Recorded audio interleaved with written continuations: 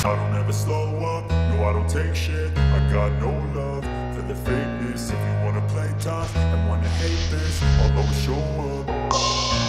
I don't ever slow up, no I don't take shit. I got no love for the fakeness. If you wanna play tough and wanna hate this, I'll always show up and make a statement. I don't ever slow up, no I don't take shit. I got no love. అంచనాలకు ఏమాత్రం తగ్గకుండా megastar తో Anil Ravipudi cinema ఉంటుందని ప్రతి ఒక్కరూ చాలా విశ్వాసంతో వచ్చే ఏడాది సంక్రాంతి కోసం వెయిట్ చేస్తున్నారు.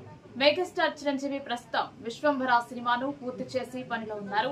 వశిష్ఠ దర్శకత్వంలో రూపొందుతున్న ఆ సినిమాను మే నెలలో విడుదల చేయాలని భావించిన కొన్ని కారణాల వల్ల ఆలస్యం అవుతోంది.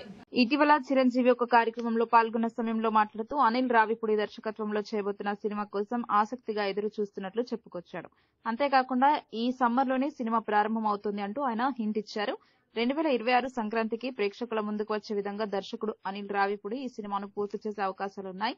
సంక్రాంతి సెంటిమెంట్ ను కంటిన్యూ చేయడం కోసం అనిల్ రావిపూడి ఈ సినిమాను ప్రతిష్టాత్మకంగా తీసుకుని రూపొందించే పనిలో ఉన్నారని తెలుస్తోంది.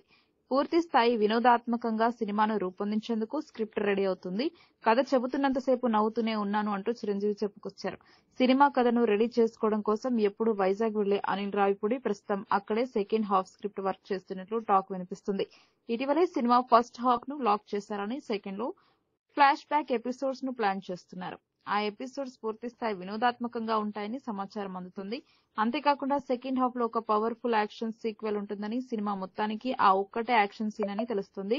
అందుకే ఆ యాక్షన్ సీన్ సైతం వినోదాత్మకంగా ప్లాన్ చేసే అవకాశాలున్నాయని తెలుస్తుంది. సంక్రాంతికి వస్తున్నాం సినిమాతో భారీ విజయాన్ని సొంతం చేసుకున్న దర్శకుడు అనిల్ రావిపూడి తదుపరి సినిమా అనగానే అంచనాలు భారీగా ఉన్నాయి.